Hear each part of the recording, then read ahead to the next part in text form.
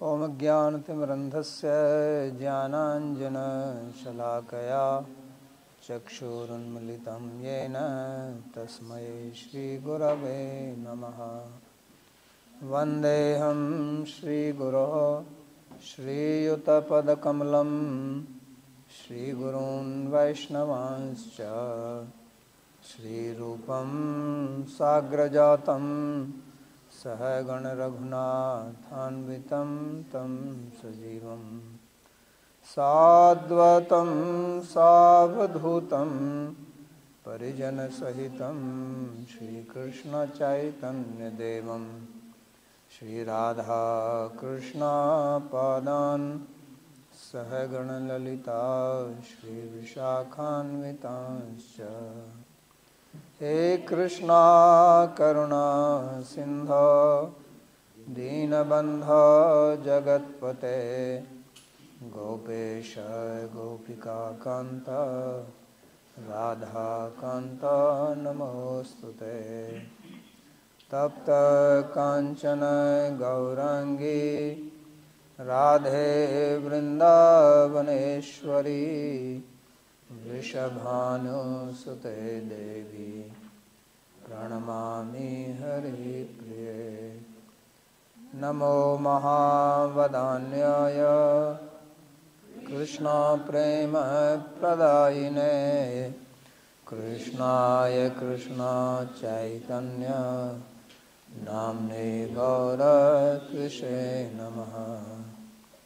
पंचतत्वात्मकं कृष्णं भक्तरूपस्वरूपकं भक्तावतारं भक्ताख्यं नमामि भक्तशक्तिकं।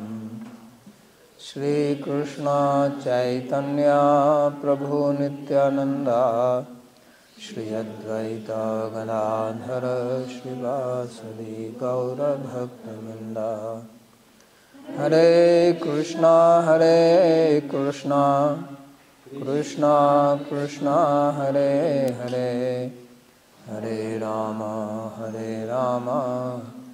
राम राम हरे हरे।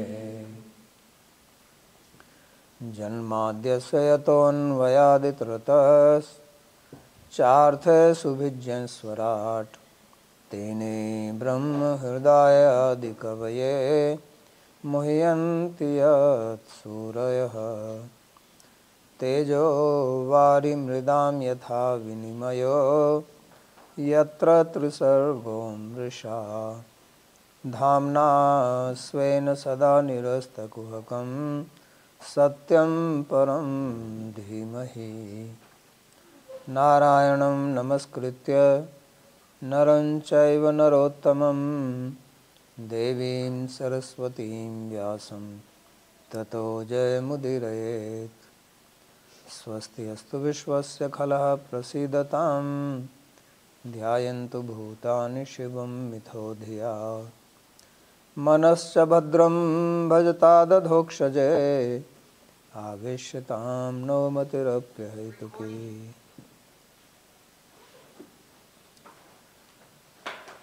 श्रीमद् भगवद गीता के इस सत्र में आप सभी का स्वागत है और हम अध्ययन कर रहे हैं द्वितीय अध्याय के 19 श्लोक। भगवान श्री कृष्ण अर्जुन को आत्मा और शरीर के विवेक का ज्ञान दे रहे हैं, क्योंकि अर्जुन का जो मूल समस्या थी वो थी अपने परिवारजनों को, अपने संबंधियों को देखकर शोकाविष्ट होना।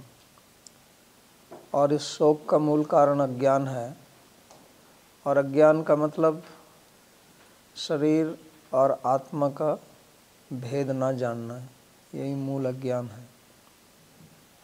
तो इसी को सांख्य योग भी कहते हैं, क्योंकि प्रकृति और पुरुष का विवेक करना ये सांख्य योग का मुख्य सिद्धांत है। तो ये अध्यात्म की पहली सीढ़ी है और हमारे जो अज्ञान, शरीर संबंध में जो हमारी आसक्ति, जिसके कारण राग द्वेष मोह होता है, उसका ये इलाज है, उसका ये उपाय है, उससे कैसे दूर हुआ जाए। क्योंकि जब तक व्यक्ति राग द्वेष और मोह से ऊपर नहीं उठेगा तब तक वो अध्यात्म मार्ग में तरक्की नहीं कर सकता। क्योंकि उसकी सारी शक्ति, इच्छा शक्ति, क्रिया शक्ति, ज्ञान शक्ति सब इसी में लगी रहेगी।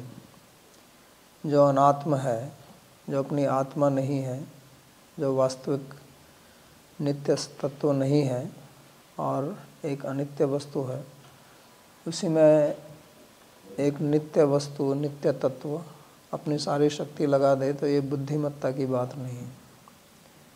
इसलिए भगवान ने अर्जुन को कहा था कि तू बात तो पंडित जैसी करता है लेकिन काम मूर्खों का करना। कहने का उद्देश्य यही था, सोच्यानंद में सोचस्तुम। तो पिछले श्लोकों में हमने पढ़ा, भगवान ने बताया कि आत्मा जो है वो अजर अमर है और शरीर वो अनित्य है और इसको सहन करना चाहिए। इसने कहा था अविनाशी तु तद्विद्धि येन तत् सर्वम इदम ततम। और अंतवंत ही में देहा, शरीर जो है वो अंतवंत है, अनित्य है और आत्मा अविनाशी है। तो इसका क्या मतलब, अब ये इससे वो पूछ सकता है कि इसका मतलब क्या है। आत्मा अगर अमर है और शरीर नाशवान है तो हम किसी की हत्या कर दें क्या? ये प्रश्न आता है कि आत्मा अमर है, अजर है, नित्य है, शाश्वत है, सनातन है, अव्यय है, अप्रमेय है, ये सब कह रहे हैं वो। तो इसका मतलब हम जिसको मर्जी चाहें उसी को मार दें। तो इसके लिए शंका जो मन में आती है उसको ध्यान में रखते हुए भगवान ये आगे वाला श्लोक बोलते हैं। श्लोक नंबर 19, यैनम वेत्ति हंतारम यश्चैनम मन्यते हतम उभौ तौ न विजानीतो नायम हंति न हन्यते। जो इसे आत्मा को हत्यारा मानता है और जो इसे मरा हुआ हत मानता है, वे दोनों अज्ञानी हैं। क्योंकि आत्मा ने तो हत्या करता है और न ही उसकी हत्या होती है। तो पहले तो वो ये इस बात को समझाना चाह रहे हैं कि हत्या वास्तव में किसी की होती नहीं है और हत्या वास्तव में कोई कर नहीं सकता है। यानी कि आत्मा जो है वो ना तो हत्या का कर्ता है और ना हत्या का कर्म है। जो किसी क्रिया को करता है उसको कर्ता बोलते हैं और उस क्रिया का जो फल होता है उसको कर्म बोलते हैं। जैसे कोई कहे कि मैं वृंदावन जाता हूँ, तो इसमें मैं जो है वो कर्ता है और वृंदावन फल है। क्योंकि उसकी जो गमन क्रिया है उसका फल क्या होगा, वृंदावन पहुँचना। तो इसलिए भगवान कहते हैं कि आत्मा जो है वास्तव में ना तो कर्ता है ना कर्म है। इसलिए कहा यह इनम वेत्ति हंतारम, जो इसको हंतार, हत्यारा, मारने वाला समझता है और जो समझता है कि ये मरता है, तो वो दोनों ही अज्ञानी हैं। यानी कि वो जानते नहीं हैं कि कोई ना किसी को मारता है ना कोई मरता है और शरीर तो मृत ही है। आप मृत को तो मार नहीं सकते हैं, तो जो जीवित है उसको भी नहीं मार सकते हैं और जो मृत है उसको तो मारने का कोई प्रश्न ही नहीं है। तो इसलिए मारना होता ही नहीं है। तो फिर मारने की बात क्यों की जाती है? तो उन्होंने पहले ही कहा था ये कि देहिनो अस्मिन् यथा देहे कौमारम यौनम जरा तथा देहांतर प्राप्ति धीरज तत्र न मुह्यति। तो मृत्यु केवल कहते हैं आत्मा जब शरीर को छोड़ देती है उसको मृत्यु बोलते हैं। और वो तो होगी ही, क्योंकि अगर एक वस्तु नित्य है और दूसरी अनित्य है तो दोनों का संबंध तो अनित्य ही होगा। दो नित्य वस्तुओं का संबंध नित्य हो सकता है, दो अनित्य वस्तुओं का संबंध अनित्य होगा। लेकिन एक अगर नित्य है और दूसरी अनित्य है तो उनका संबंध अनित्य ही होगा, क्योंकि दूसरी अनित्य है तो एक समाप्त हो जाएगी, दूसरी रहेगी। तो इसलिए हमारा संबंध जो शरीर से है वो तो अनित्य है, इसलिए इसको कोई रोक नहीं सकता है कि मृत्यु नहीं होगी, यानी कि आत्मा शरीर से अलग नहीं होगी। और अगर ये वास्तविकता है तो फिर इसमें शोक क्या करना है। जैसे कोई एक पेड़ है, पेड़ आप लगाते हैं, बड़ा होता है, फल देता है, फिर उसके कुछ समय बाद वो समाप्त हो जाता है। एक प्रक्रिया है, उसका एक चक्र है, तो उसमें फिर शोक किस बात का करना है। तो हमारा शरीर भी इसी प्रकार है, जैसे पेड़ को आप जमीन में बोते हैं, ऐसे ही स्त्री पुरुष, माता और पिता दोनों के संबंध से बच्चा पैदा होता है, बड़ा होता है, मरता है, पेड़ की तरह। तो इसमें शोक किस लिए किया जाए, किसके लिए शोक कर रहे हैं। आत्मा के लिए शोक करना तो व्यर्थ है, क्योंकि वो तो मरती नहीं है और शरीर तो हमेशा मृत ही है, तो शोक किसके लिए करना। तो इसी का यहाँ पर विवेचन कर रहे हैं वो, कि जो इसको नहीं समझता है वो अज्ञान है, और अज्ञान का फल ही शोक है। अगर कोई शोक करता है या मोह में है तो उससे उसका कारण केवल अज्ञान ही होता है। ज्ञानी पुरुष को शोक होता ही नहीं है, क्योंकि शोक करने का कोई कारण होना चाहिए। तो जो ज्ञानी पुरुष है वो समझता है तो उसको शोक होता ही नहीं है इसलिए, और अज्ञानी को शोक होगा ही, क्योंकि वो अज्ञान में है।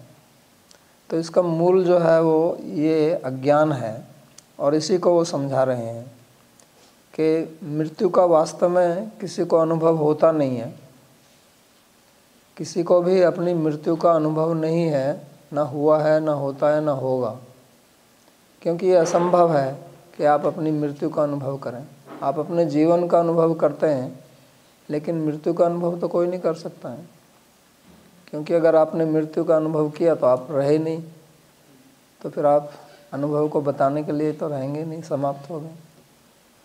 तो ये एक बहुत बड़ा इल्यूजन है कि मृत्यु होती है, क्योंकि मृत्यु किसकी हुई, किसने देखी। अब अगर हमने अपनी ही मृत्यु नहीं देखी तो जिसकी हो रही है उसने भी नहीं देखी। अगर मैंने अपनी मृत्यु कभी नहीं देखी है तो जिसकी होती है उसने भी नहीं देखी है। सबके साथ ऐसे ही होता है, तो किसी की तो होती नहीं है। लेकिन फिर हम कहते हैं कि रोज़ इतने लोग मरते हैं। तो मृत्यु का मतलब केवल उतना ही है कि आत्मा शरीर से अलग हो गई है, और इसको जब तक हम समझेंगे नहीं तब तक हमारे मन में शोक होगा उस अज्ञान के कारण, क्योंकि अज्ञान से ही फिर वो राग, जिसको आसक्ति बोलते हैं, आसक्ति रहती है। तो अगर आप कार में जा रहे हैं और कभी कार का एक्सीडेंट हो जाता है और कार पिचक जाती है, तो कोई मार देता है ना, पीछे से, आगे से या साइड से कोई मारता है, तो आपके कार का दरवाज़ा पिचक गया, तो उसमें आप तो नहीं पिचके हैं, लेकिन अनुभूति ऐसे होती है कि मैं पिचक गया, मेरे को मारा तूने, बोलते ना, यू हिट मी। तो हुआ तो कार को है, लेकिन हम उसको अपने ऊपर लगाते हैं इस अज्ञान के कारण। तो वो बात अलग है कि वो कार का हुआ है और फिर कार को देखना पड़ेगा, लेकिन मेरे को तो नहीं हुआ। तो ऐसे ही आत्मा को कुछ होता नहीं है और हो भी नहीं सकता है, ये बताएंगे आगे भी भगवान इस बात को। लेकिन हम हमेशा यही सोचते रहते हैं कि मेरे को ये हो गया, मेरे को वो हो गया। तो अगर हम भाषा का ऐसा प्रयोग भी करें, लेकिन अंदर से हमको समझना चाहिए कि मेरे को नहीं होता है, ये केवल शरीर को ही हो रहा है। तो ये आवश्यक है, और इसलिए भगवान ने कहा कि यैनम वेत्ति हंतारम यश्चैनम मन्यते हतम उभौतौ न विजानीतो नायम हंति न हन्यते। लेकिन इसका फिर ये अर्थ नहीं है कि हम किसी की भी हत्या कर दें, किसी की भी हिंसा करें, क्योंकि उसका कारण क्या है, हम किसी की हत्या क्यों करेंगे? अगर हमको ये ज्ञान हो गया है तो फिर हम किसकी हत्या क्यों करेंगे, यानी कि किसी को हम कष्ट क्यों देंगे? तो वास्तव में जो हम कहते हैं कि किसी को मारना पाप है, वो पाप जो है वो मारने में जो आनंद आता है उसका पाप है। जब हम किसी को सोचते हैं कि हम इसको मार रहे हैं तो उसमें जो हम आनंद लेते हैं, किसी से बदला लेना होता है, उसको मारते हैं, जिसको हम शत्रु समझते हैं, तो मरता तो वो भी नहीं है ना आप मारते हैं, लेकिन उसको दोनों अज्ञानी हैं। आप सोचते हैं कि मैं इसको मार रहा हूँ, क्योंकि अगर आपको ज्ञान है तो आप मारेंगे क्यों? और अगर दूसरा व्यक्ति कुछ हानि पहुंचा रहा है, समाज में अशांति फैला रहा है और उसको हटाना है, तो उसमें फिर आप उसका आनंद नहीं लेंगे। उसका वो तो एक कर्तव्य कर्म हो जाएगा आपका। जैसे सेना है, पुलिस है, तो उनको किसी क्रिमिनल को, किसी दोषी व्यक्ति को हो सकता है मारना पड़े, शत्रु को मारना पड़े, तो वो उनका कर्तव्य कर्म है, वो एक व्यवस्था है। तो ऐसा जान के भी आदमी क्योंकि कर सकता है, नहीं तो प्रश्न यही होगा जब कोई मरता नहीं है, मारता नहीं है, तो अर्जुन से भगवान क्यों कह रहे हैं कि युद्धस्व भारत है, युद्ध करो? तो कहने का मतलब है कि ये लोग जो हैं वो अधार्मिक हैं और समाज में अशांति फैला रहे हैं और आपकी संपत्ति को इन्होंने हड़प लिया है, इसलिए इस धर्म के कारण, न्याय के लिए आपको युद्ध करना।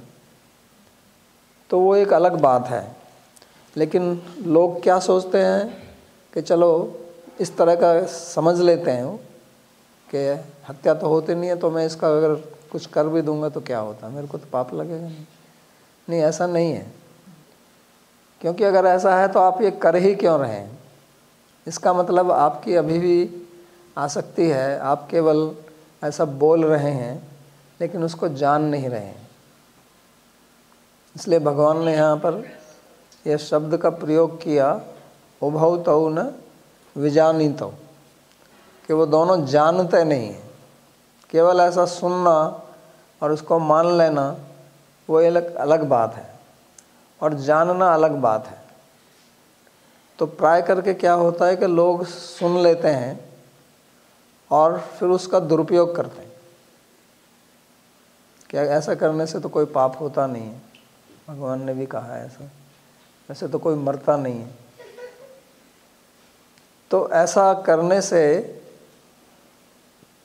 वो व्यक्ति जो है केवल अपने गलत कार्य को न्याय संगत बता रहा है, उसको जस्टिफाई कर रहा है। वास्तव में वो उसको ठीक से जान नहीं रहा है, लेकिन उसका दुरुपयोग कर रहा है। यानी कि सत्य के लेवल पर जाकर, सत्व के स्तर पर जाकर तो वो अपना आचरण नहीं कर रहा है, सत्य को अपने स्तर पर खींचकर उसका दुरुपयोग कर रहा है। हम दो प्रकार से जी सकते हैं। एक तो हम जो सत्य वस्तु है, जो वास्तविक ज्ञान है, उस स्तर तक हम अपने को उठाएं और फिर उस स्तर पर रहकर हम अपना व्यवहार करें, अपना आचरण करें, तो वो तो सही आचरण है। उस आचरण में अगर कोई किसी के साथ लड़ता है और मारता भी है तो कोई पाप पुण्य नहीं होगा उसमें, क्योंकि व्यक्ति जो है अब वो किसी राग द्वेष के कारण नहीं कर रहा है। लेकिन जो व्यक्ति शास्त्र के वचन सुन लेता है, शास्त्र पढ़ लेता है और फिर उसका दुरुपयोग करता है अपने बचाव के लिए कि मैंने तो ऐसा किया नहीं, मैं तो कुछ करता नहीं हूँ। तो जैसे एक उदाहरण दिया जाता है कि एक व्यक्ति था, तो उसने दूसरे व्यक्ति की हत्या कर दी। तो पुलिस ने उसको पकड़ा, उसको न्यायाधीश के सामने पेश किया गया। तो न्यायाधीश ने उसको पूछा कि आपने इसकी हत्या की है? तो उसने कहा साहब मैंने तो कोई हत्या नहीं की। तो उन्होंने कहा कि इन्होंने तो देखा, आप ये गवाह हैं, यहाँ पर साक्षी हैं। तो उन्होंने कहा साहब हत्या तो कोई किसी की कर ही नहीं सकता है, ये तो गीता में भगवान ने कहा है। और भारत में जब कोई गवाही देते हैं तो गीता के ऊपर हाथ रखकर गवाही दी जाती है पहले, कि मैं जो भी कहूँगा वो सत्य कहूँगा और सत्य के अलावा कुछ भी नहीं कहूँगा। तो उन्होंने कहा साहब ये तो गीता में लिखा हुआ है, जो ये समझता है कि वो किसी को मारता है या कोई मरता है वो तो अज्ञानी है। तो ये तो मारना वारना तो मैं किसको मार सकता हूँ। प्रकृति क्रिया मारणानि गुणै कर्माणि सर्वशः, ये तो सब प्रकृति का खेल है। मेरा ये हाथ है, हाथ ने किया, मैंने तो कुछ नहीं किया, मैं तो हाथ नहीं हूँ। तो जज समझ गया कि ये आदमी चालाक है, धूर्त है और इससे निपटना होगा। तो उसने कहा ठीक है कोई बात नहीं, आपको हम छोड़ देते हैं। तो उसको छोड़ दिया। तो व्यक्ति बहुत खुश हुआ कि देखो मैंने चालाकी से अपने को बचा लिया। तो कुछ समय बाद, और वो अमीर आदमी था, तो उसकी लड़की की शादी थी। और भारत में जब शादी होती है तो लोग बहुत पैसा खर्च करते हैं, बहुत बड़ा उत्सव मनाते हैं, लोगों को निमंत्रण देते हैं, अनेक प्रकार के प्रोग्राम करते हैं। ये शादी एक बहुत बड़ा समारोह है भारत में। तो उसने सोचा कि इस जज साहब को भी मैं बुलाता हूँ, इन्होंने हमको छोड़ा, तो उन्होंने उनको भी निमंत्रण दिया शादी में। तो जज साहब आए और साथ में 2 पुलिस वाले भी लेके आए कि मेरे साथ चलो आप, आज इसका न्याय होगा। तो वो भी अपनी योजना बना के आए। तो आए तो उस आदमी ने उनका विशेष रूप से स्वागत किया, आप बैठिए, ये है वो। फिर उसको दिखाने लगा कि ये मेरा मकान है, ये मेरा देखो ये कमरा है। उसने पूछा ये पेंटिंग कहाँ से लाई है? ये मैं फ्रांस से लाया, पेरिस गया था। तो ऐसे बता रहा था वो। फिर वो बगीचे में ले गया, उसका बहुत सुंदर बगीचा था, ये मैंने बगीचा लगाया, ये पेड़ मैं जापान से लाया, ये यहाँ से लाया। तो उसने कहा आपने तो बहुत अच्छा किया, ये सब कुछ आपने किया? कि हाँ सब मैंने किया है। तो फिर उन्होंने कहा तो हत्या किसने की?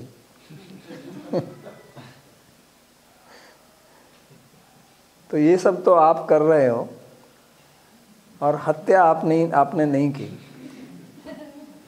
तो उसने पुलिस वालों को बुलाया कि इसको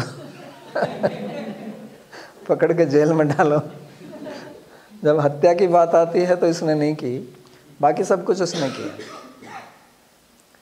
तो इस तरह से नहीं होता है। इसका वास्तविक अर्थ ये नहीं है कि हम इस श्लोक को पढ़ के फिर इसका दुरुपयोग करें। तो दुरुपयोग तभी होता है जब हम उसकी वास्तविकता को ना समझ के और उस ज्ञान को अपने स्तर पर खींच के लाते हैं और उसका फिर फ़ायदा उठाते हैं। तो भगवान का अर्थ ऐसा नहीं है, यहाँ पर ये बात नहीं है कि इस प्रकार से होना चाहिए। वो समझा रहे हैं और फिर आगे बताएंगे कि ये समझ के फिर हमको कर्तव्य कर्म करना चाहिए। तो हम अपना कर्म जो है 2 प्रकार से कर सकते हैं, एक बगैर समझे वास्तविकता क्या है और एक समझ कर। तो यहाँ गीता में पूरे समय भगवान कर्म की बात करेंगे अंत तक। कर्मणे भी संसिद्धि आस्थिता जनकादेव स्वे स्वे कर्म, 18वें अध्याय में भी स्वे स्वे कर्मणि अभिरत संसिद्धि में याति मानव। तो ऐसा वो नहीं कह रहे हैं कि सब तुम कर्म छोड़ दो, लेकिन उसको जान के करो। और जब आदमी जान कर करता है तब वो पाप पुण्य से ऊपर उठ जाता है, क्योंकि फिर वो ऐसा कर्म करेगा नहीं कि जिससे दूसरे का नुकसान हो। क्यों करेगा वो? जो व्यक्ति समझता है कि ये सब अनित्य है और संसार में हमको किसी से राग द्वेष नहीं करना है, राग द्वेष से ऊपर उठ के तभी ऐसी बात करेगा। तो जितना भी पाप कर्म होता है, जिसको हम पाप बोलते हैं या गलत कार्य बोलते हैं, वो राग द्वेष की प्रवृत्ति से होता है। मनुष्य की प्राय जो प्रवृत्ति रहती है वो राग द्वेष के कारण होती है। और आम आदमी ये समझ भी नहीं पाता है कि राग द्वेष के बगैर हम प्रवृत्ति कैसे करेंगे। ये बहुत बार प्रश्न आता है कि अगर हम अपने परिवारजनों में आसक्ति नहीं रखेंगे तो फिर हम कैसे काम करेंगे। तो ऐसा नहीं है, वास्तव में आप उस समय ठीक से काम करेंगे। अभी आप जो भी कर रहे हैं वो राग द्वेष के कारण कर रहे हैं और इसमें आपका अपना स्वार्थ रहता है, इसलिए संबंध बिगड़ जाते हैं। जिनसे आप प्रेम करते हैं उन्हीं के ऊपर आप क्रोधित भी होते हैं और उनसे संबंध भी टूटते हैं, उनकी आप हानि भी पहुंचाते हैं। भाई भाई में, भाई बहन में, पिता पुत्र में कितने आपस में वैमनस्य रहता है बहुत लोगों में, तो वो केवल राग द्वेष के कारण है। लेकिन अगर व्यक्ति राग द्वेष से ऊपर उठ जाएगा तो फिर वो वजह से भगवान राम है तो उनका भी तो राग द्वेष हो सकता था ना, अपने पिता के प्रति वो द्वेष कर सकते थे कि देखो ये मेरे को फंसा रहे हैं, मेरे को वनवास कर रहे हैं। उसका भाई भरत का भी द्वेष हो सकता था कि देखो ये पूरा राज्य ये हड़प रहे हैं। तो लेकिन उनमें ऐसा नहीं हुआ क्योंकि वो राग द्वेष से ऊपर थे और फिर उनमें कितना प्रेम था। तो ऐसा नहीं है कि प्रवृत्ति आसक्ति से ही होती है, ऐसा हमारी गलत धारणा है, ये हमारी भ्रांति है। क्योंकि हम राग द्वेष से ऊपर उठ के प्रवृत्ति कैसी होती है इसको जानते नहीं हैं। तो भगवान बार बार इसी बात को बताएंगे गीता में। ये राग द्वेष से कैसे निवृत्त हुआ जाए इसके बारे में बहुत भगवान बोलते हैं बार बार। जो वो समता की बात करते हैं, सुखे दुखे समय कृत्वा, बार बार जो योगस्थ कुरु कर्माणि संगम त्यक्त्वा धनंजय, द्वेष्टा सर्वभूतानां, बार बार मान अपमानियो तुल्यो तुल्य मित्रारिपक्षयो, इस बात को बार बार दोहराएंगे क्योंकि संसार में इसी से प्रवृत्ति चलती है। और जब हम आध्यात्मिक मार्ग में आते हैं तब भी हम यही करते रहते हैं। ये राग द्वेष पीछा छोड़ता नहीं है और फिर हम क्या करते हैं, उसको फिर हम जस्टिफाई करते हैं क्योंकि ये स्वभाव है हमारी बुद्धि का कि हम जो भी कार्य करें उसको हम न्याय संगत समझें और दूसरों को भी ऐसे समझें। और आदमी स्वयं समझ नहीं सकता इस बात को, उसको अगर आप बताएंगे भी तो वो समझेगा नहीं कि मैं एक्चुअली ये द्वेष के कारण ऐसा कर रहा हूँ या राग के कारण ऐसा कर रहा हूँ, वो समझेगा नहीं। इसलिए आवश्यकता पड़ती है गुरु की। और गुरु का मतलब योग्य गुरु, जो इस बात को समझता है। तो इसलिए भगवान को अर्जुन ने कहा था, शिष्यस्ते हम शाधिमाम त्वाम प्रपन्नम। अर्जुन इस बात को समझ गया कि मैं इस शोक से दूर नहीं हो सकता हूँ। उसने कहा ये बात को कि शोकम उच्छोषणम इंद्रियाणाम, कि ये शोक जो मेरी इंद्रियों को सुखा रहा है इसको दूर करने वाला मैं किसी और व्यक्ति को नहीं देखता हूँ। तो योग्य गुरु ही आपको इस राग द्वेष से ऊपर उठा सकता है और इसी में वीरता है। ये आध्यात्मिक मार्ग जो है ये वीर पुरुषों के लिए है, क्योंकि ऐसे योग्य गुरु को ग्रहण करना और फिर उसकी बात मानना यही वीरत्व है। नहीं तो आदमी क्या है, आदमी डरपोक होते हैं, वो अपने को बचाते हैं राग द्वेष से। राग द्वेष से उठना नहीं, ऊपर उठना नहीं चाहते, उसी में लिप्त रहना चाहते हैं क्योंकि उसकी आदत पड़ गई है। उसमें एक रस आता है, द्वेष का एक बहुत बड़ा रस है, निंदा करने का एक बहुत बड़ा रस है, बहुत बड़ा रस है निंदा करना, और उसको छोड़ना बड़ा कठिन है। व्यक्ति बहुत समय इसी में लगाता है तो द्वेष के कारण ही करता है। ऐसा नहीं है कि वो स्वयं बहुत पूर्ण है और उसमें कोई दोष नहीं है, बहुत शुद्ध आत्मा है, तो व्यक्ति अपनी नहीं देखता, दूसरों की देखता रहता है। और आध्यात्मिक मार्ग में विशेष तौर से ये जो मैं बात बता रहा हूँ ये प्रैक्टिकली मैं इसलिए बता रहा हूँ कि आध्यात्मिक मार्ग में ऐसा ही होता है कि हम इस दर्शन को, फिलॉसफी को सुनते हैं, पढ़ते हैं और फिर इसको प्रयोग में लाते हैं। किस लिए लाते हैं? अपने को राग द्वेष में डुबाते हुए कि मैं इस राग द्वेष से ना निकल जाऊं।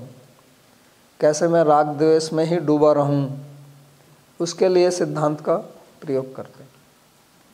तो ये दुरुपयोग है और ऐसा नहीं होना चाहिए।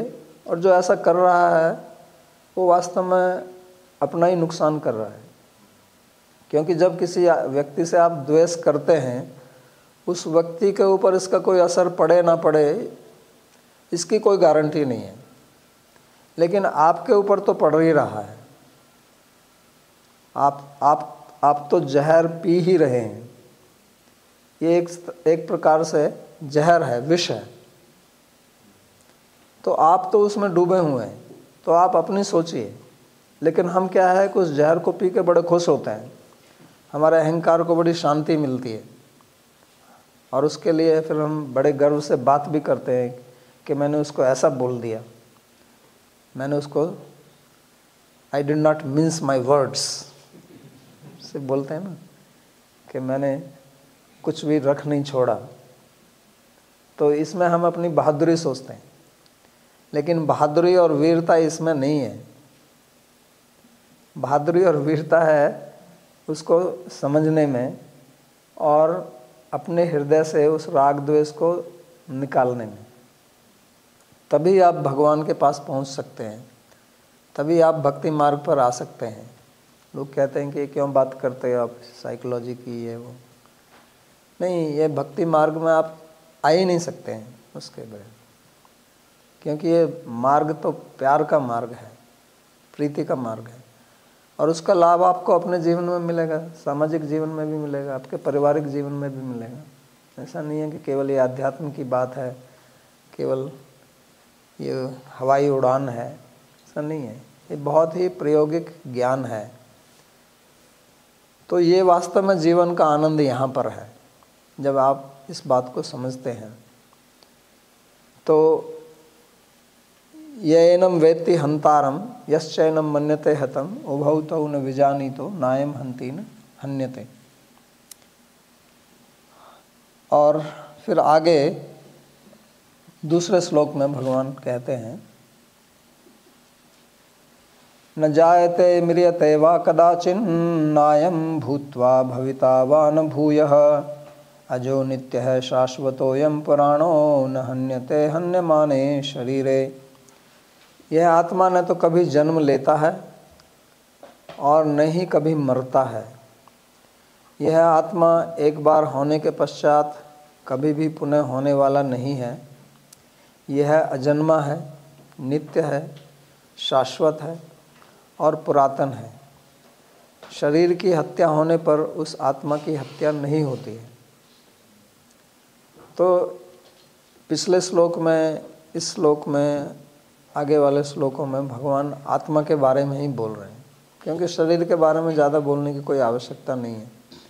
ये तो आप बायोलॉजी में पढ़ सकते हो कि नाक, कान, आँख कहाँ पर क्या है, आपकी किडनी कहाँ है, नहीं, लीवर कहाँ है, ये सब बायोलॉजी में आप पढ़ सकते हैं, एनाटॉमी। तो शरीर के बारे में ज़्यादा कुछ बोलते नहीं हैं, वो बोल रहे हैं आत्मा के बारे में, जिसका ज्ञान आपको दुनिया के कहीं किसी शास्त्र में मिलेगा नहीं। केवल जो भारत के वैदिक शास्त्र हैं उन्हीं में आत्मा के बारे में ज्ञान दिया है। तो इसलिए ये ज्ञान दुर्लभ है और कहीं नहीं मिलेगा आपको। इतनी विस्तार से उसकी व्याख्या कहीं पर नहीं मिलेगी। तो इस संसार में जितनी भी वस्तुएं हैं वो विकार या परिणामी हैं, विकारी हैं। तो निरुक्त पुस्तक के अनुसार 6 प्रकार के विकार होते हैं।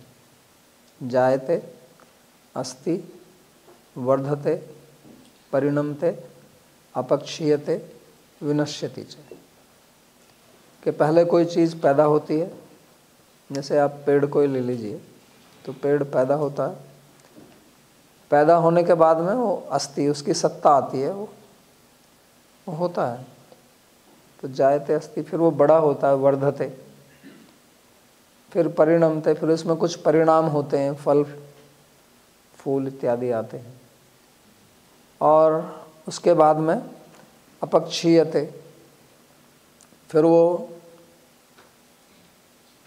घटने लगता है, उसके पत्ते झड़ने लगते हैं, शाखाएं गिरने लगती हैं, और उसके बाद में सूख जाता है, विनश्यति, उसका विनाश होता है।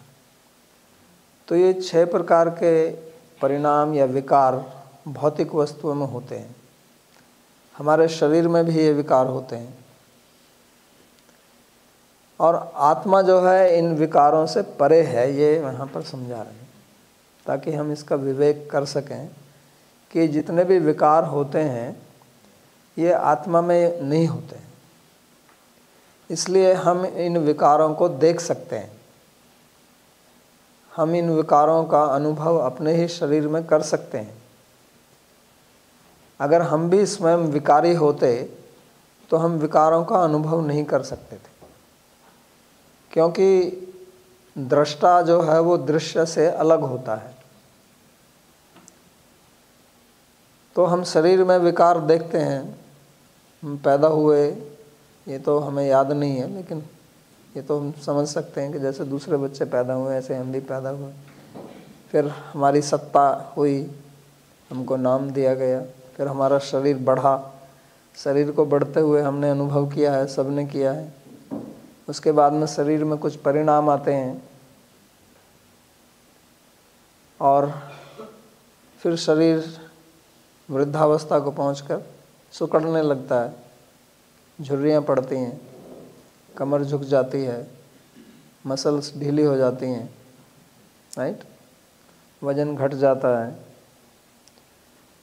और नेत्रों की ज्योति कम हो जाती है, कानों से कम सुनने लगता है, खाना पचाने की शक्ति कम हो जाती है, होता है ना ऐसा, शरीर का बल कम हो जाता है।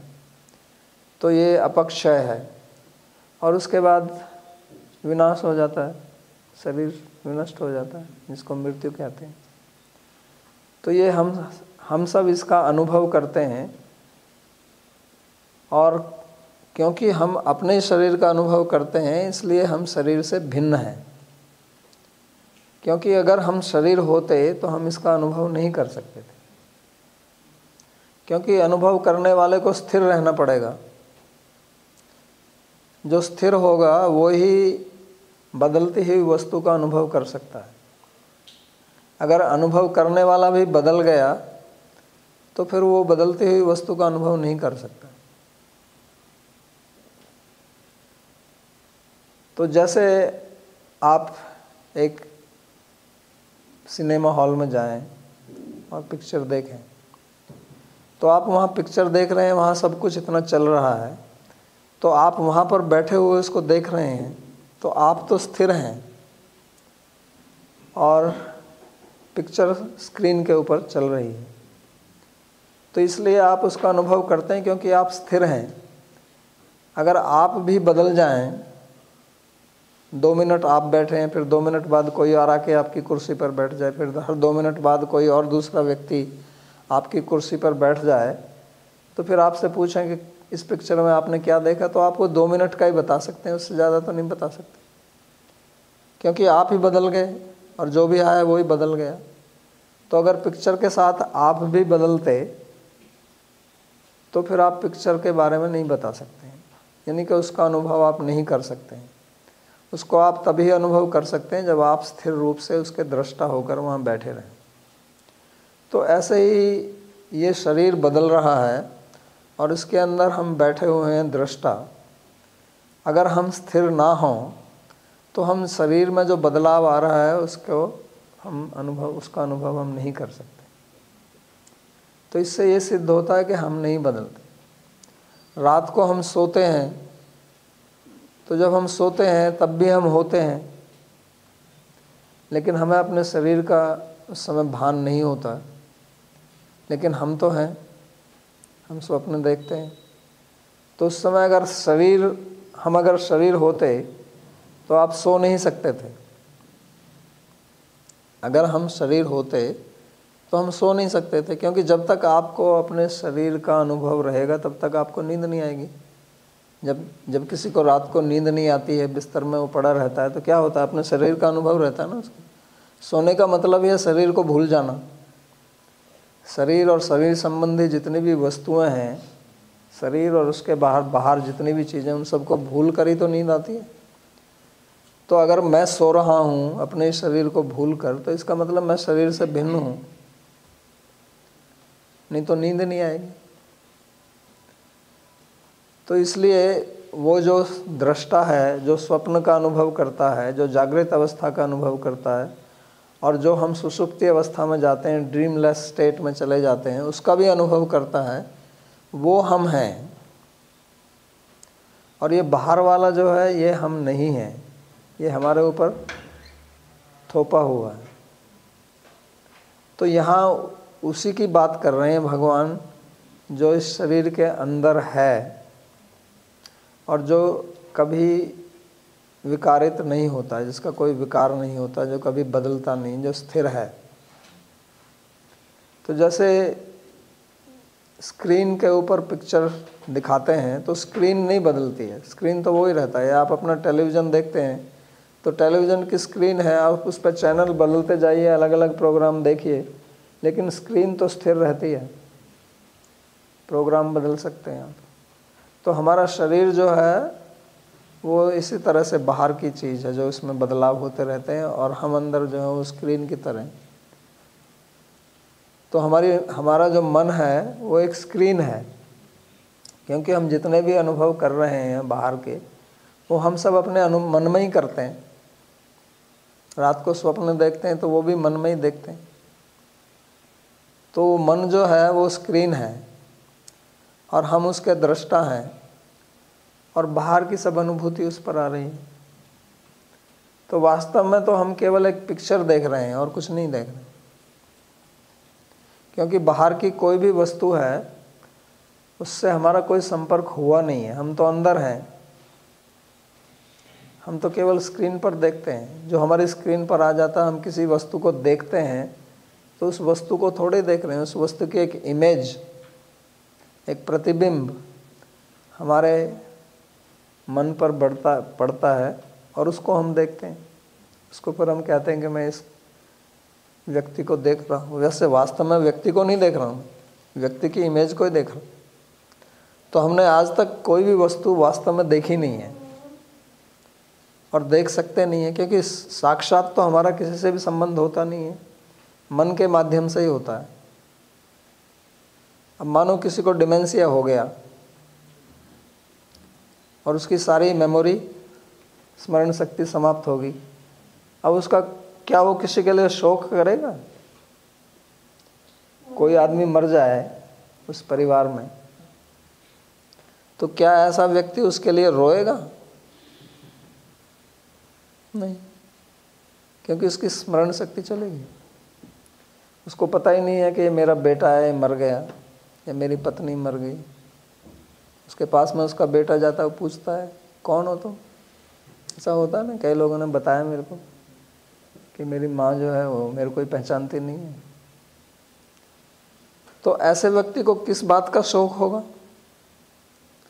तो ये सब मेमोरी से तो चल रहा है, उसको हम अपना कहते हैं। लेकिन स्मरण शक्ति खत्म होगी तो क्या अब वो आपका बेटा नहीं है? बेटा तो अभी भी है, लेकिन अब आप नहीं मान रहे इसको, और कोई मनवा नहीं सकता है। संसार में अभी तक ऐसी कोई ड्रग नहीं बनी है कि आपको इंजेक्शन दे दें और फिर आप कहने लगे हाँ ये मेरा बेटा ही है। नहीं,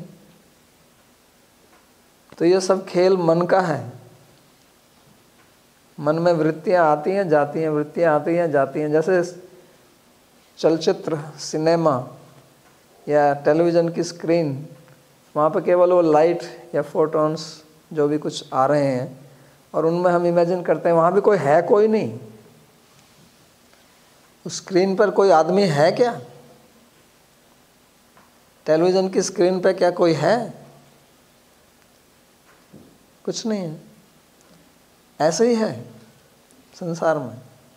हम जब किसी को देख रहे हैं तो वही देख रहे हैं, जैसे टेलीविज़न की स्क्रीन में हम आप देख के कहते हैं ओ इसने ये कर दिया।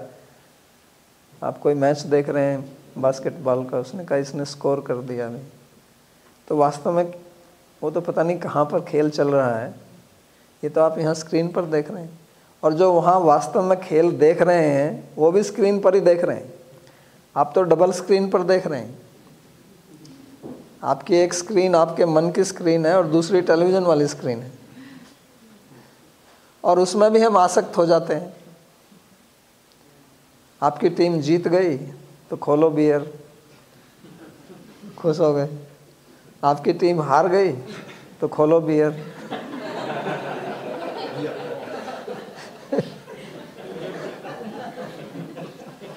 तो वो केवल स्क्रीन पर हो रहा है, कुछ भी नहीं है, आपका इससे कोई लेना देना नहीं है। तो ऐसा क्यों होता है? केवल वो राग द्वेष के कारण, और कुछ नहीं है, और कुछ भी नहीं है। वास्तविकता अगर आप बैठ के समझोगे इस बात को तो कुछ भी नहीं है, लेकिन हम उसी में बह जाते हैं, उसी पर रो रहे हैं या नाच रहे हैं। और जो खेलने वाले हैं वो खेल रहे हैं, उनका आपसे क्या लेना देना है? जो खेल रहे हैं वो खेल रहे हैं, आप तो खेल नहीं रहे हैं। आप खेल रहे होते तो मान लेते चलो आप खेल रहे हैं, आप तो खेल भी नहीं रहे हैं, आपका उनसे कोई संबंध भी नहीं है, वो आपके कोई परिवार के लोग थोड़े हैं। लेकिन आप उनसे कुछ संबंध जोड़ लेते हैं मन से। अगर दो देशों की आपस में टीम खेल रही है और दोनों देश पड़ोसी है, तो इधर वाले लोग जो हैं इनको देख के खुश होते हैं, उधर वाले अरे वही पृथ्वी का हिस्सा है।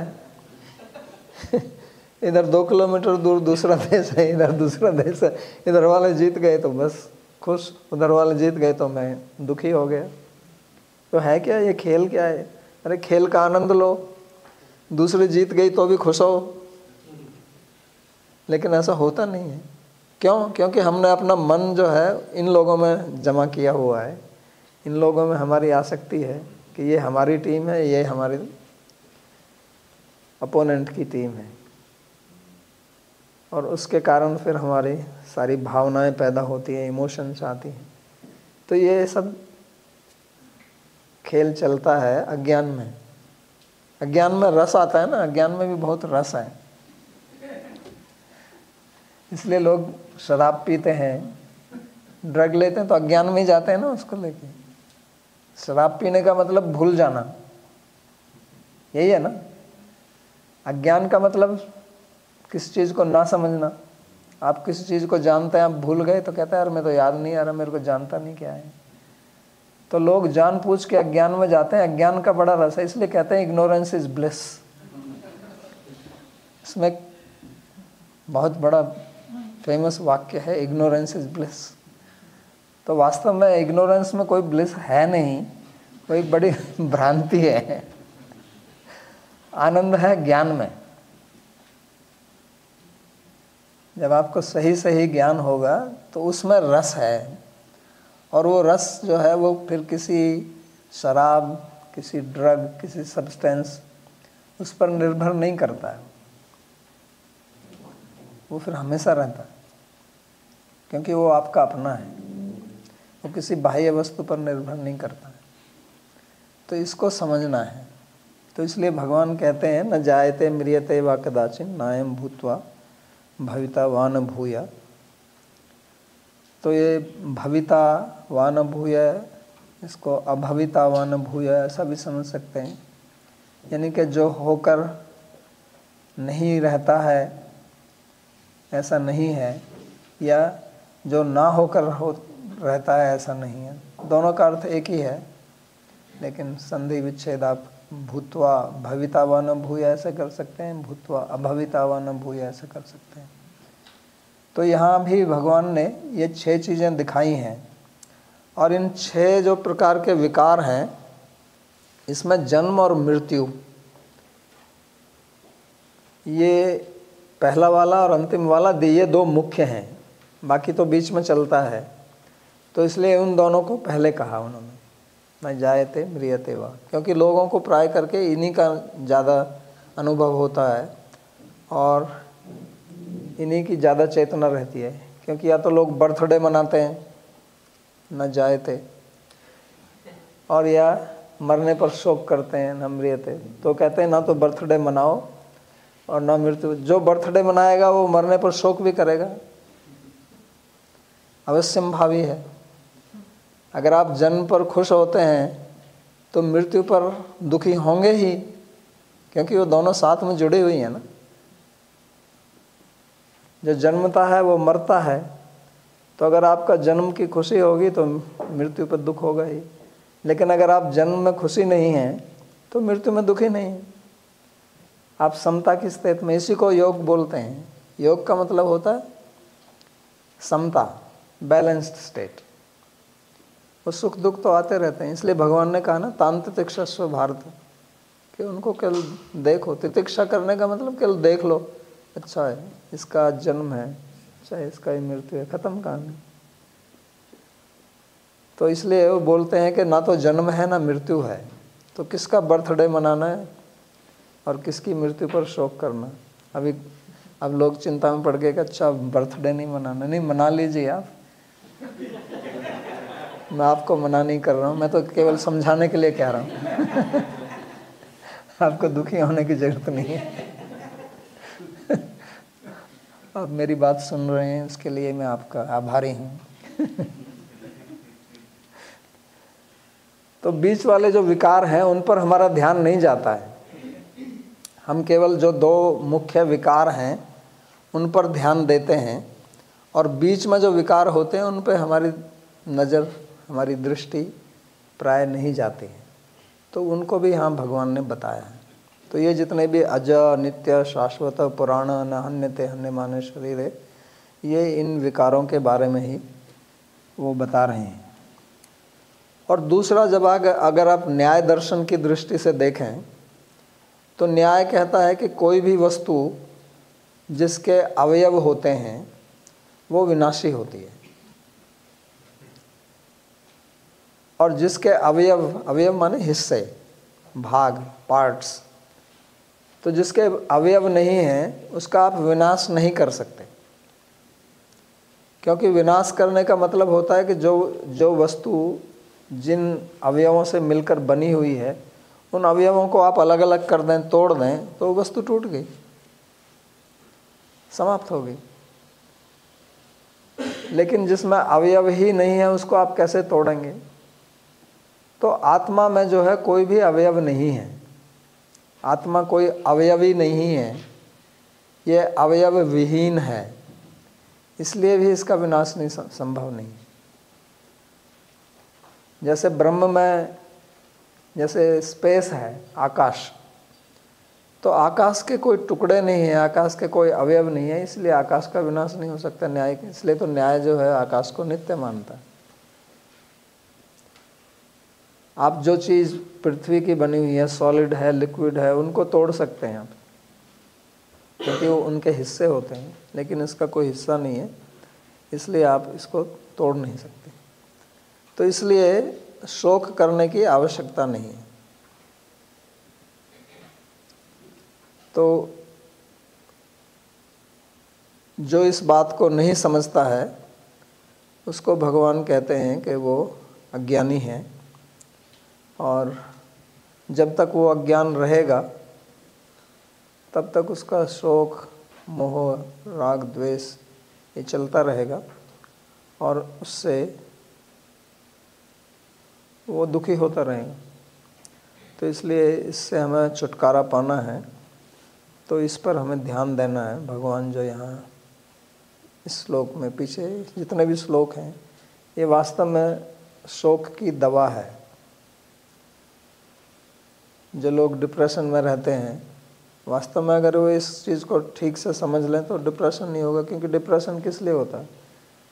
कि उनकी कुछ आसक्ति है कहीं पर, किसी वस्तु में, वो कुछ अचीव करना चाहते हैं, या उनकी कुछ आशाएं हैं, होप्स, और जब उनकी वो होपलेस हो जाते हैं कि मेरी आशा तो कभी पूर्ण होने वाली नहीं है, और उनकी अपना जो अहंकार है वो ज़्यादा मजबूत नहीं होता है, बलशाली नहीं होता है, तो फिर वो डिप्रेस हो जाते हैं।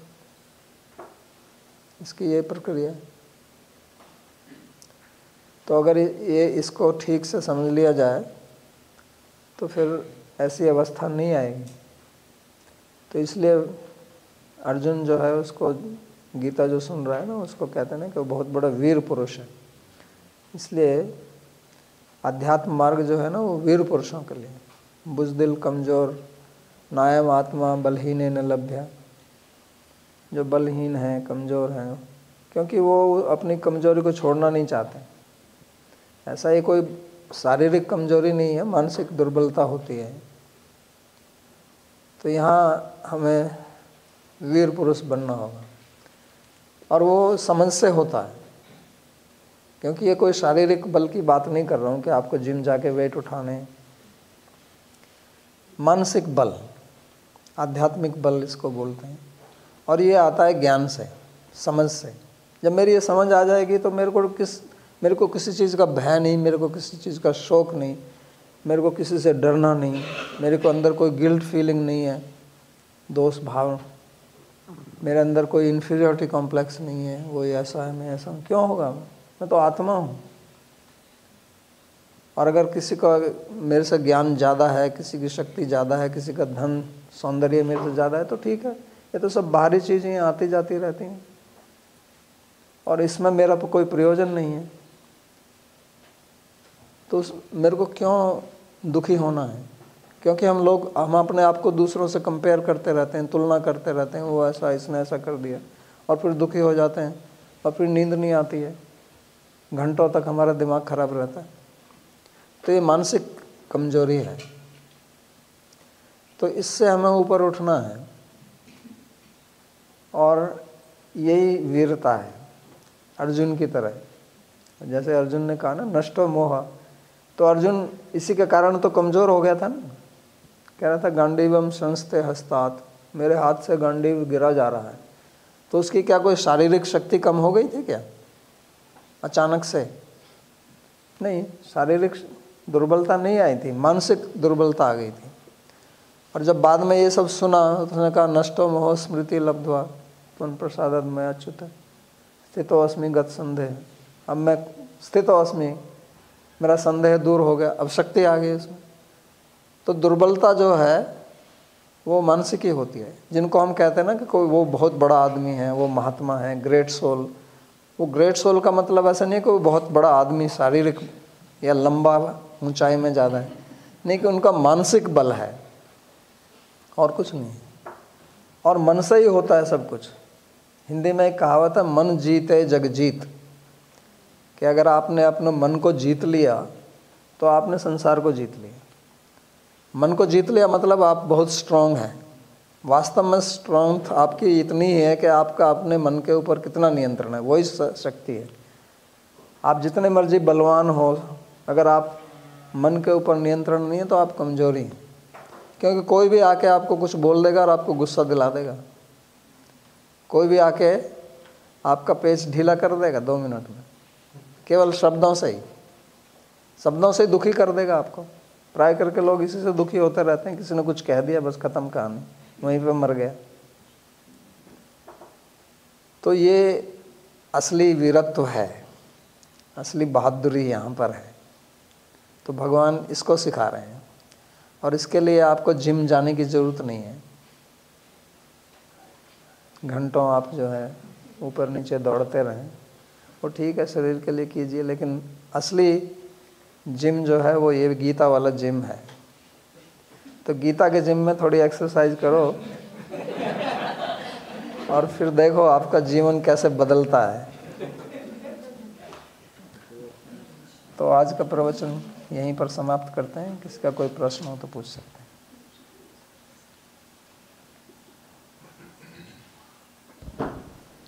प्रश्न है, राधे राधे महाराज जी, आपने पिछले सप्ताह बताया था कि हमारे अंदर से हमारे संस्कारों के अनुरूप केवल मन की आवाज़ आती है। तो मैं यह जानना चाहता हूँ कि बुद्धि क्या है और यह किस प्रकार से कार्य करती है, क्योंकि मन और बुद्धि को अलग अलग लिखा जाता है, कृपया बताएं। चलो, बहुत अच्छा प्रश्न है आपका। पिछली बार मैंने इस पर ज़्यादा बोला नहीं था, अभी आपको समझाता हूँ। तो देखिए, इसको ध्यान से सुनिए आप। यह हालांकि हम भी बोलते हैं ऐसे, मन की आंतरिक आवाज़, अंतरात्मा की आवाज़, ये आवाज़। कोई कहता परमात्मा ने ऐसा बोल दिया, मेरे अंदर परमात्मा ने मेरे को ऐसा बोला, फलाना ढिकड़ा, इस तरह के आप सुनते रहते हो। ठीक है, कोई बात नहीं। मैंने कहा पिछली बार कहता है सब बकवास है लेकिन इसको समझ लीजिए आप। तो है क्या कि हमारे स्थूल शरीर है और स्थूल शरीर में सूक्ष्म शरीर है। तो सूक्ष्म शरीर में 17 विभाग हैं, कुछ 19 मानते हैं, कोई 17 मानते हैं। तो उसमें 5 हमारी ज्ञानेंद्रियां, 5 कर्मेंद्रियां, 5 प्राण, मन, बुद्धि, तो ये 17 हो गई। अहंकार चित्त को लगाओ तो 19 हो जाएंगे। तो इन सब को मिलकर हमारा सूक्ष्म शरीर बनता है। तो जब किसी की मृत्यु होती है, मृत्यु को भी समझ लो, तो वो क्या होता है कि आत्मा जो है वो सूक्ष्म शरीर को साथ में लेके इस स्थूल शरीर से निकल जाती है। तो स्थूल शरीर वहीं पर पड़ा रहता है और आत्मा जो है वो स्थूल शरीर के साथ बाहर चली जाती है। तो हमारी जो इंद्रियां हमारे स्थूल शरीर में हमको जो दिख रही हैं, आँख, नाक, कान, ये वास्तव में इंद्रियां नहीं हैं। इनको बोलते हैं गोलक, कि इंद्रियों के इंस्ट्रूमेंट हैं, यंत्र हैं, जिनके माध्यम से इंद्रियां काम करती है। तो ऐसे ही हमारा ब्रेन है, तो ब्रेन जो है वो भी मन, चित्त, अहंकार, बुद्धि, इनका गोलक है। मॉडर्न साइकोलॉजी में वास्तव में बता नहीं सकते हैं कि मन कहाँ है। आज तक किसी को पता नहीं चला कि मन कहाँ है। ब्रेन की बात करते हैं, इसके ब्रेन के अलग अलग पार्ट हैं, अमिगडाला है, ये है फ्रंटल पार्ट, ये वो, तो वो सब ठीक है, वो उनकी व्याख्या। लेकिन वास्तव में मन कहाँ है, अहंकार कहाँ है? कौन कहता है कि मैंने खाया, मैंने देखा, मैंने सुना? ये अभी तक पता नहीं चला है उनको, क्योंकि ये सब इनसे परे है वास्तव। तो मन का जितनी भी आपकी संवेदनाएं होती हैं, जितना भी आपका अनुभव होता है बाह्य इंद्रियों से, क्योंकि हमारे सारे अनुभव जो हैं वो 5 इंद्रियों से ही होते हैं और कोई अनुभव कहीं से होता नहीं है। बाहरी जितने भी अनुभव हैं, हमको जितना भी ज्ञान है वो बाहर से ही गया हुआ है इन 5 इंद्रियों के माध्यम से। तो जब भी कोई ज्ञान होता है तो पहले क्या होता है कि आप जब किसी वस्तु को देखते हैं, जैसे आप अभी मेरे को देख रहे हैं, तो मैं हूँ विषय और आपकी आँख है इंद्रिय। तो इसकी पहले संबंध बनता है, आपका आँख का विषय के साथ में संबंध बनता है। फिर वहाँ से एक सेंसेशन, एक ज्ञान धारा वो मन तक जाती है। तो मन का और इंद्रिय का संपर्क बनता है और इंद्रिय का और विषय का संपर्क बनता है। जब तक ये संपर्क नहीं होगा तब तक आपको उस विषय का ज्ञान नहीं हो सकता है।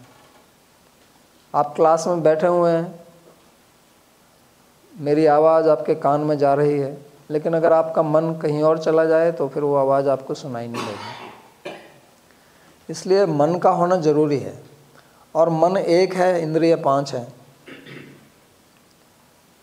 तो इसलिए उस मन को 5 इंद्रियों से संपर्क करना पड़ता है। तो जब कहते हैं कि ध्यान से सुनो, तो ध्यान से सुनो का मतलब अब मन को वहीं पे लगा के रखो, कहीं और मत ले जाओ, ये ध्यान से सुनना होगा। तो जब आपके मन में कोई संवेदना आती है, तो वो संवेदना जैसे ही मन में आती है तो मन केवल उसको इतना ही कहता है कि ये मेरे को अच्छा लगता है या अच्छा नहीं लगता है, ये मेरे अनुकूल है या अनुकूल नहीं है। मन उस विषय के बारे में आपको कोई ज्ञान नहीं दे सकता है। मन केवल इतना ही अनुभव करता है जब भी कोई विषय आता है कि ये मेरे अनुकूल है या मेरे प्रतिकूल है। मन केवल इतना करता है। फिर आता है बुद्धि का रोल। तो फिर बुद्धि जो है उस संवेदना को लेकर आपके चित्त में जाती है और चित्त में आपके पुराने सारे अनुभव जो हैं वो स्मृति के रूप में रखे हुए हैं, जिसको हम संस्कार बोलते हैं। तो वो जो अनुभव यहाँ से आया है उसकी फिर वो तुलना करती है जो आपके संस्कार पड़े हुए हैं। तो अनेक प्रकार के, ऐसे समझ लीजिए जैसे कंप्यूटर की हार्ड डिस्क है और उस पर बहुत सारी फाइल स्टोर्ड हैं, तो उनको आप मेमोरी फाइल कहिए। तो उसमें टेस्ट की फाइल है, ध्वनि की फाइल है, स्पर्श की फाइल है।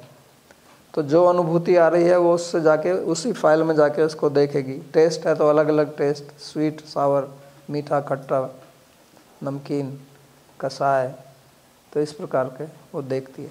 और फिर वो उसको जब उसका मेल हो जाता है तो फिर वो आपको बताती है कि अच्छा ये मीठा है।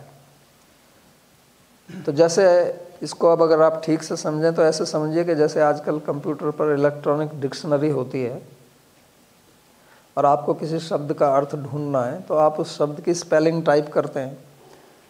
तो जैसे ही आप स्पेलिंग टाइप करते हैं तो कंप्यूटर जो है, आपका जो प्रोसेसर है, वो जाके जो इसमें डिक्शनरी अंदर है उससे कंपेयर करती है और आप दो भी आपने टाइप कर दिए तो वैसे ही शब्दों को दिखाने लगेगी साइड पे।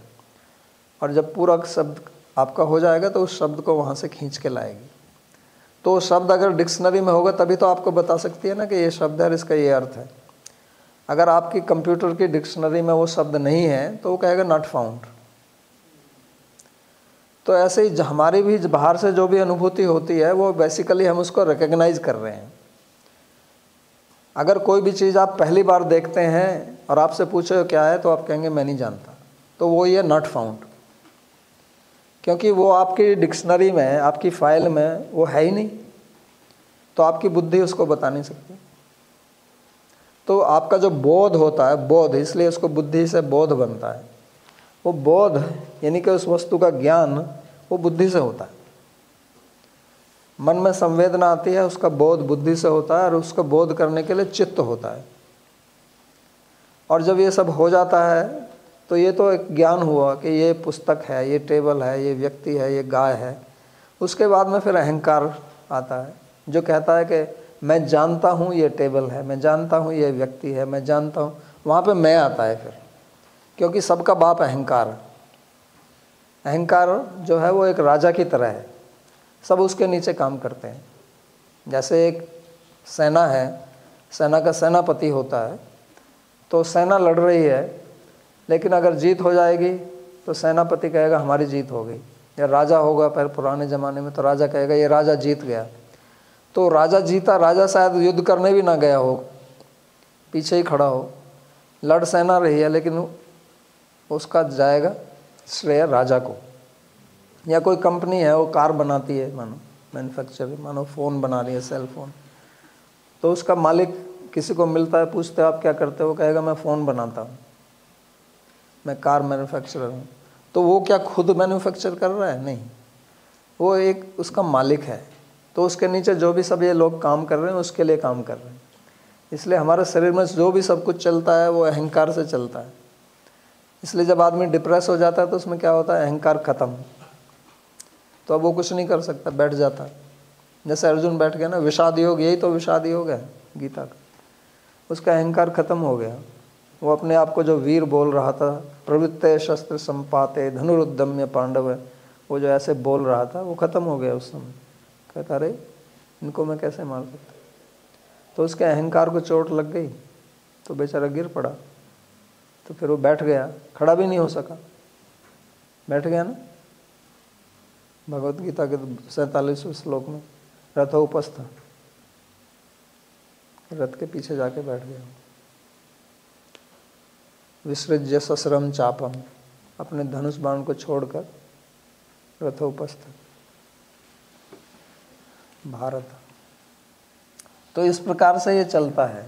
तो जब हम कहते हैं कि हमारे अंतरात्मा की आवाज़ आई, ये क्या होती है, या परमात्मा ने कुछ, तो वो आपके चित्त से आता है। तो मन जो है वो दो प्रकार से काम करता है। एक तो बाह्य संसार के साथ में व्यवहार करता है, फिर ये कि अंदर भी करता है। जैसे रात को स्वप्न देखते हैं आप, तो तब बाहर से तो कुछ नहीं आ रहा, बाहर से आपकी कोई संवेदना नहीं आ रही, तब अंदर जो सब कुछ स्टोर में रहता है हार्ड डिस्क में, तो वहाँ से सब ये आता है, खिचड़ी निकल के।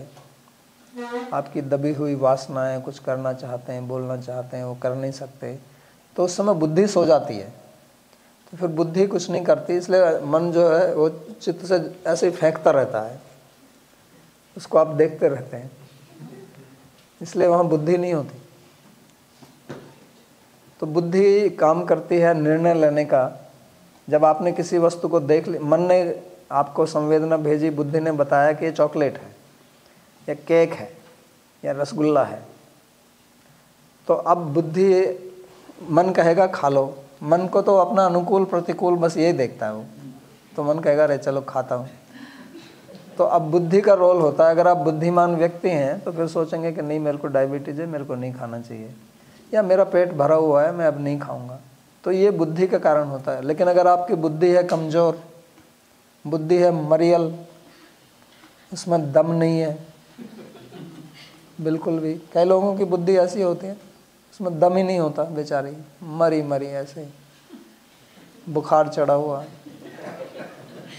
तो फिर क्या कहेगा, अरे खा यार, सब देखा जाएगा बाद में।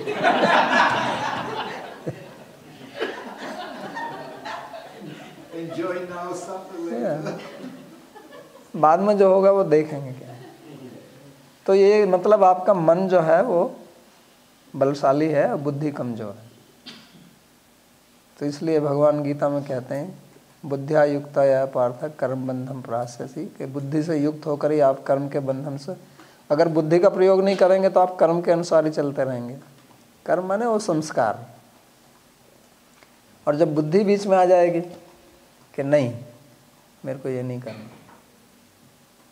तो फिर आप नहीं करेंगे। तो कर्म के चक्कर से तोड़ने के लिए बुद्धि को लाना, ये बुद्धि का बहुत महत्वपूर्ण है और ये बुद्धि का रोल है। ठीक है, आगे। विलास जी पूछते हैं, मैं इस हेतु को नहीं समझ पाया कि मृत्यु का कोई अस्तित्व नहीं है, क्योंकि हमने इसे देखा नहीं है। बहुत सारी चीज़ें होती हैं जिन्हें मैंने नहीं देखा, इसलिए ही बाज़ार में अखबार मिलते हैं तथा मैंने शरीर का। लेकिन अखबार मिलते हैं भैया, किसी ने तो देखा नहीं, तो अखबार कैसे हो गया। मैं कह रहा हूँ मृत्यु को किसी ने भी नहीं देखा है, तो कहाँ से आ गई है। अखबार देख रहा है, अखबार आपने नहीं देखा, टेलीविज़न में आप न्यूज़ सुनते हो तो जो बता रहा है वो तो देखा है, यार किसी और ने देखा है, उनके रिपोर्टर हैं। लेकिन मृत्यु को किसने देखा।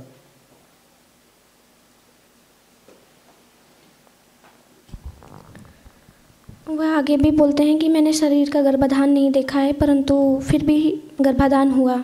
मैं किस प्रकार से इस तर्क को सही से समझ सकता हूँ कि मृत्यु का अस्तित्व नहीं है। तो बताया तो मैंने, मृत्यु का अस्तित्व है, तो मेरे को प्रमाण दीजिए कि हाँ इसका अस्तित्व। बताइए किसकी मृत्यु हुई। आपका कोई अनुभव नहीं है। मैं कहता हूँ कि आपका कोई अनुभव नहीं है, और जिससे भी पूछोगे उसका कोई अनुभव नहीं है, किसी का भी नहीं है अनुभव, तो कोई बताए तो सही। जब आप अखबार में देखते हैं गर्भाधान हुआ, तो जिन्होंने गर्भाधान किया वो तो हैं प्रमाण। आपको याद नहीं है, लेकिन जिन्होंने गर्भाधान किया वो प्रमाण है या नहीं है। अगर कोई भी ना होता तो मैं कह सकता था कि गर्भाधान जैसी चीज़ कोई नहीं है। मैं कहता हूँ मृत्यु का अनुभव किसी को हुआ ही नहीं है, ना मेरे को हुआ, ना आपको हुआ, ना किसी और को हुआ, ना हो सकता है।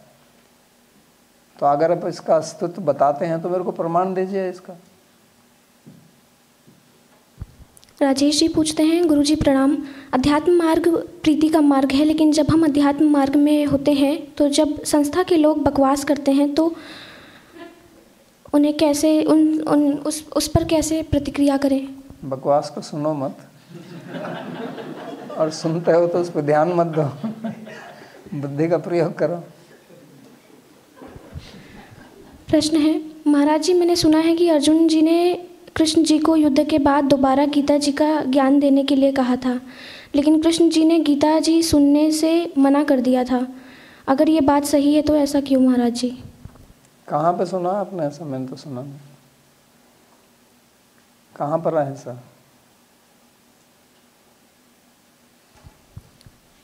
गीता जी का प्रश्न है व्याकरण से संबंधित कि भविता में कौन सा लकार है। भू जो है शब्द, भूयश शब्द की उत्पत्ति भू धातु से हुई है क्या। हाँ, भू धातु से। तारो तारस,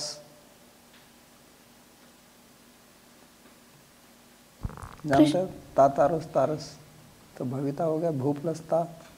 भू का भव, भव का तारस, भविता। कृष्ण जी पूछते हैं, न्याय, मन तथा बुद्धि के लिए अंग्रेजी शब्द कौन कौन से हैं। न्याय, मन और बुद्धि के लिए अंग्रेजी शब्द कौन कौन से हैं। अंग्रेजी में इनका प्रयोग मत कीजिए, इनका कोई अंग्रेजी शब्द नहीं। इनको अंग्रेजी में ट्रांसलेट करते उसका शब्द का अर्थ ही बदल जाता है। प्रयोग करने के लिए तो माइंड, इंटेलिजेंस इनका प्रयोग करते हैं, लेकिन वास्तव में इनका ठीक से कोई अंग्रेजी में शब्द है नहीं।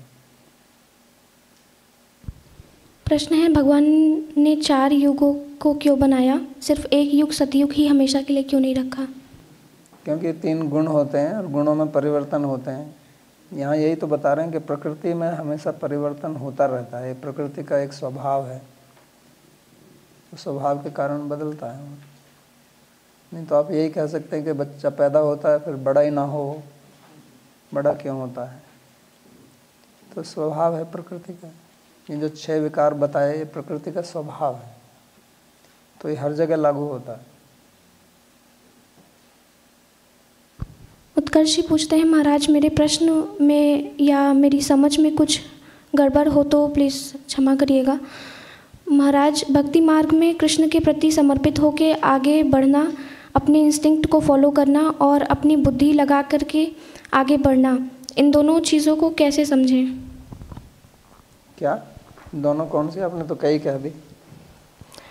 भक्ति मार्ग में कृष्ण के प्रति समर्पित होकर आगे बढ़ना, इंस्टिंक्ट को फॉलो करना और अपनी बुद्धि लगा करके आगे बढ़ना, इन दोनों चीज़ों को कैसे समझें?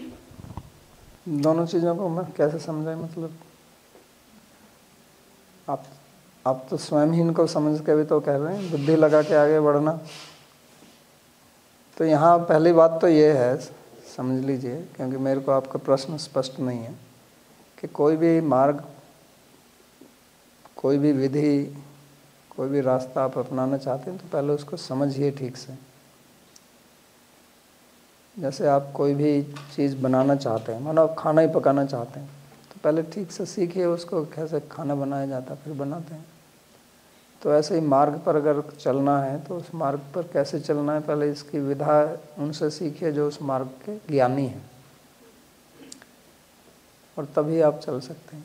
आप इंस्टिंक्ट से चलेंगे तो फिर आपको पता नहीं चलेगा कि मैं गलत चल रहा हूँ या नहीं, क्योंकि इंस्टिंक्ट क्या है, वो इस जो प्रश्न पहले पूछा मन बुद्धि वाला, वो इंस्टिंक्ट अंदर से, चित्त से आती है, आपके संस्कारों से। वो गलत भी हो सकती है, ठीक भी हो सकती है।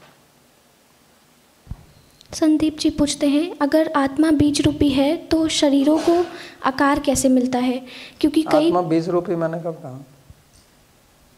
मैंने तो नहीं कहा। मैंने तो नहीं कहा कि आत्मा बीज रूपी है।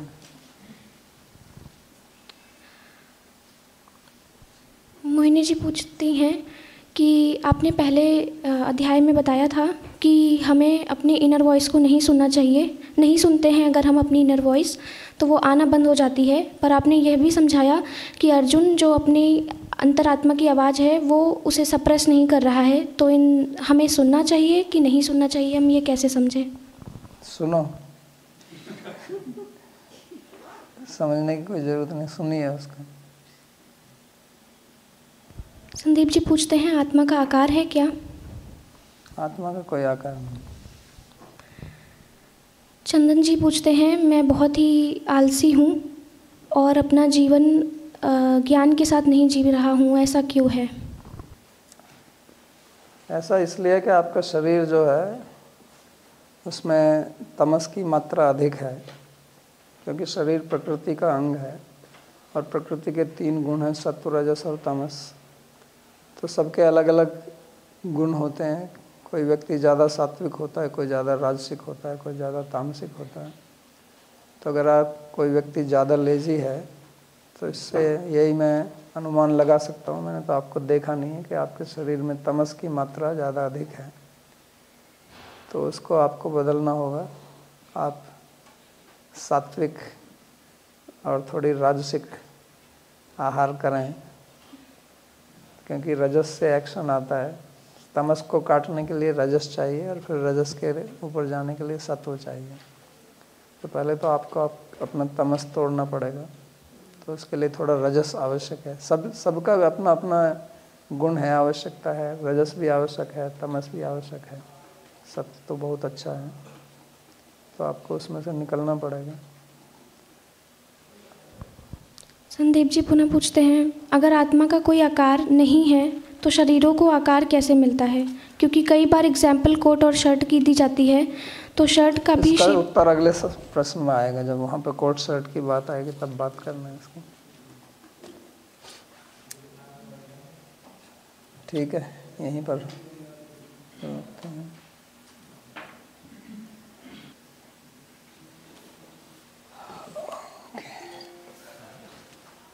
ठीक है। प्रार्थना के श्लोक। सर्वोपनिषदो गावो दोग्धा गोपालनंदनः पार्थो वत्सः सुधीर्भोक्ता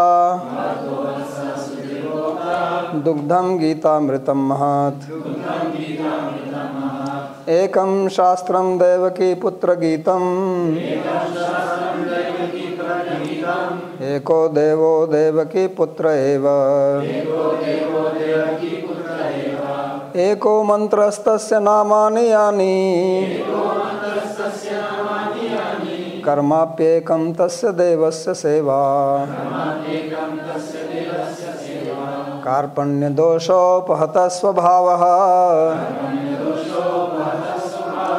पृच्छामि त्वां धर्मसम्मूढचेतः यच्छ्रेयः स्यान्निश्चितं ब्रूहि तन्मे शिष्यस्तेऽहं शाधिमां त्वां प्रपन्नम्। यत्र योगेश्वरः कृष्णो यत्र पार्थो धनुर्धरः तत्र श्रीर्विजयो भूतिर्ध्रुवा नीतिर्मतिर्मम। कृष्णाय वासुदेवाय देवकी नंदनाय च नंदगोपकुमाराय गोविंदाय नमो नमः। नमः पंकजनाभाय नमः पंकजमालिने नमः पंकजनेत्राय नमस्ते पंकजंघ्रये। भवे भवे यथा भक्तिः पादयोस्तव जायते तथा कुरुष्व देवेश नाथस्त्वं नो यतः प्रभो। नाम संकीर्तनं यस्य सर्वपाप प्रणाशनं प्रणामो दुःखशमनस्तं नमामि हरिं परम्। हरि ओम तत्सत्।